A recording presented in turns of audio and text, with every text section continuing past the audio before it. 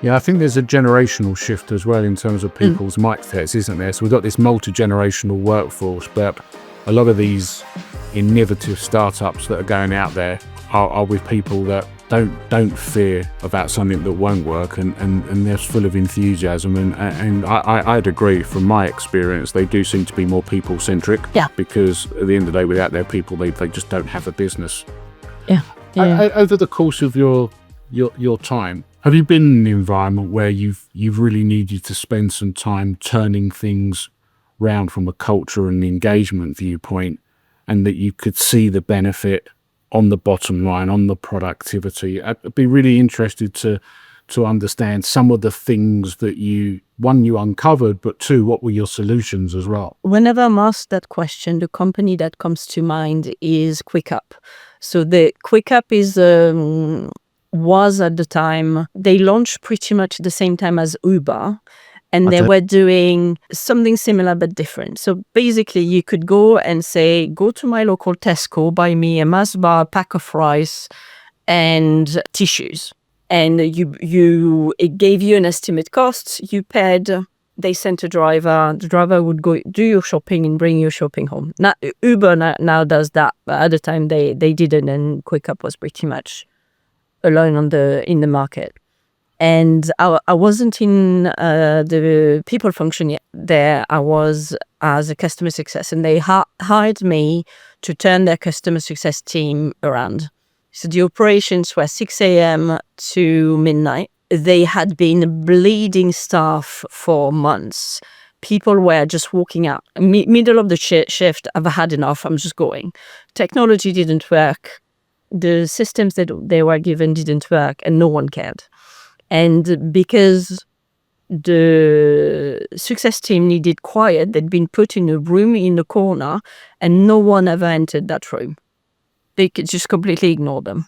And whenever somebody came out of the room and asked for help, they were ignored and were told, no, we're not going to do that. So I came in, started changing the system, started listening to what was going wrong, build relationship across the organization, saying, well, you need to listen to this. The team has been talking about that. Why is it not fixed? The tech is not working. Can we give them a proper phone system rather than their own mobile phone? Can we give them a proper, really basic thing, putting the basic infrastructure in place so that people could do their job?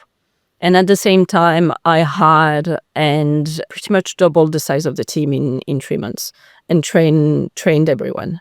And as the team started to see that someone cared and someone was able to make change, people who didn't turn up for shift or left in the middle of the shift started to drop. The attrition dropped, I think, by 8% in a couple of months, and absenteeism dropped by 20%. And the only thing they wanted someone to listen to them and say, okay, this is broken, we can fix it. Yeah. And that was it. And so within 6 months, the team was built up again. QuickUp at the same time kind of realized that London wasn't the best place for that and decided to down staff. I was there as a contractor, so I went. And within 3 weeks, 20% of the team had left. Like, they all got up one day and they left because no one had changed their behavior.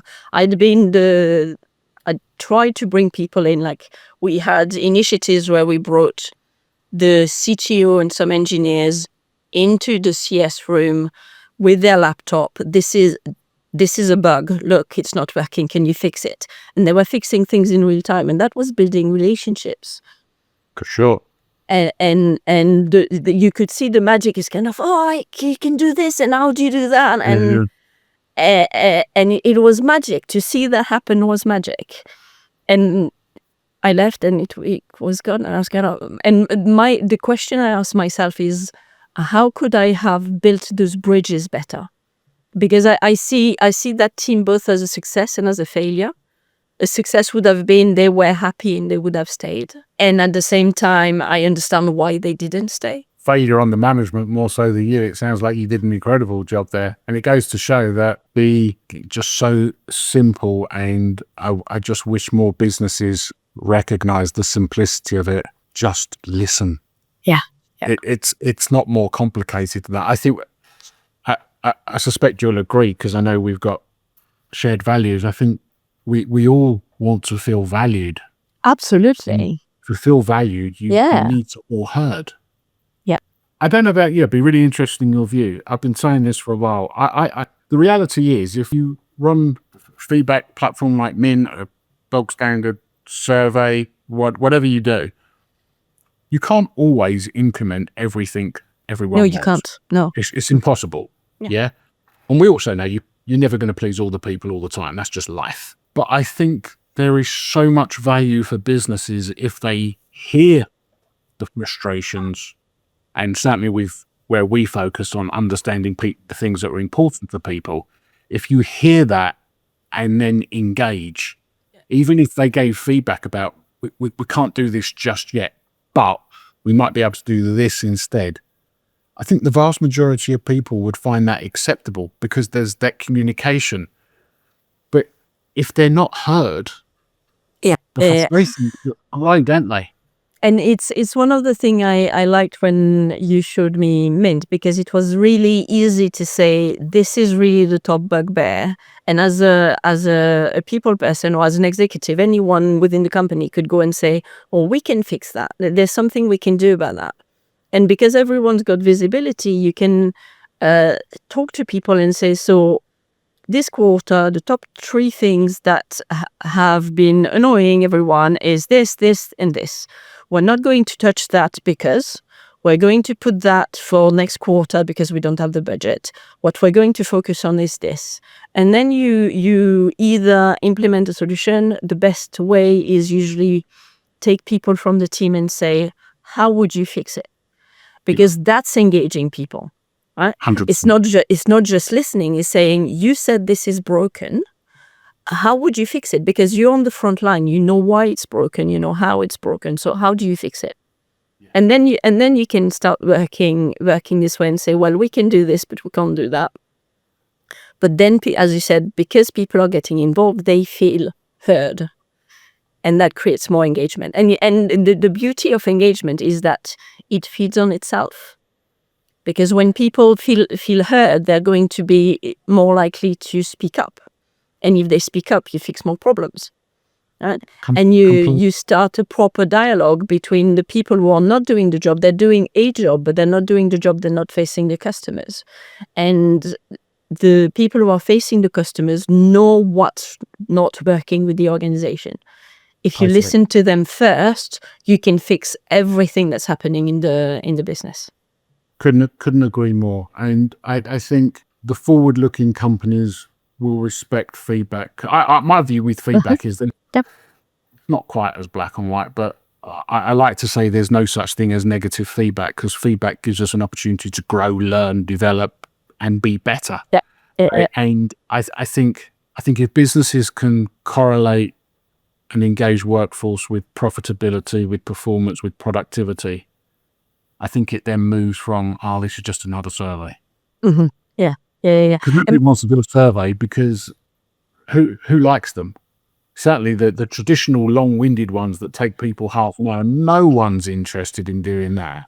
And the thing is, they're not interested, sorry, but to interrupt, they're not interested because they know that the company is never going to do anything about it anyway. Completely. And I think, therefore, if businesses are really focused on their outcome and can correlate that to the people who are going to get them the outcome, let's hear them, because the workplace will be better. And that's really where our driver is here at Mint. I want to make the workplace better for employees and employers, because I think, I don't know what you see within your businesses at the moment, but the younger generation, Gen Z, that they've got a different mentality than certainly when I was a kid, and they won't stick around if things aren't working for them. Yeah.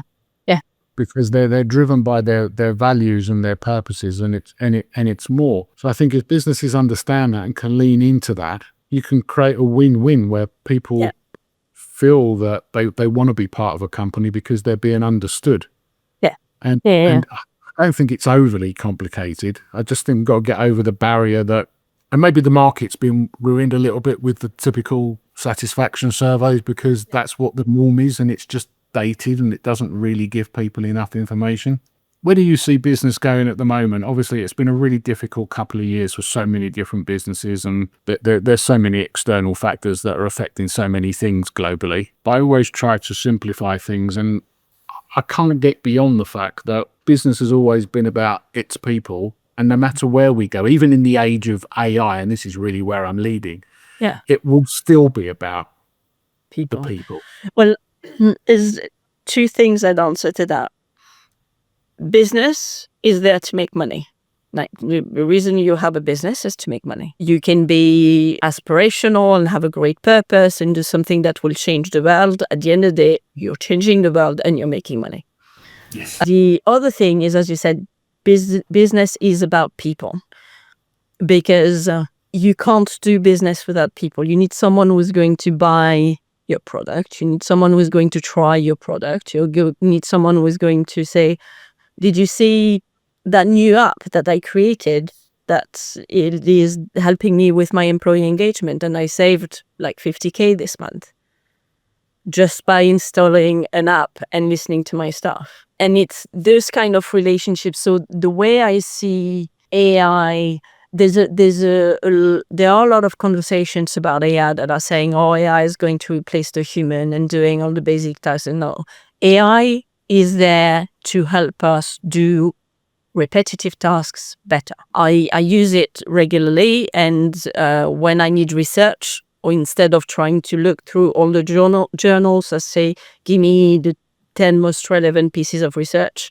and why they're relevant, and then I go read what I think is relevant. It's there to help us be better at our job so that we can connect better as humans. Agree. I see it as an enabler. Yes, exactly. Yes. We know that the jobs relevant to AI in 5 years' time, we don't even know about them today. Yeah. But I think it creates opportunity. And it will. Some jobs will go, but ultimately, I think if people look after their business, invest in tech that's productive for their people, I think they're going to get better business. And I think that's really where things are. In terms of, as we draw the conversation to an end, what's your hope for many of these startups with the way they operate? If you try to guide them away from tried and tested faults and pitfalls, what are you hoping people get to grips with quite quickly in today's modern workplace? Well, that reaches back to my own purpose, which is create work environments where everyone thrive. That seems like an amazing point to end the conversation on. I couldn't agree more. Steph, I always love talking to you. Thank you so much for sharing your time with me. I really appreciate it. And can't wait to speak again soon with you. Same. Thank you so much. Then. Take care. Okay. Bye. Bye.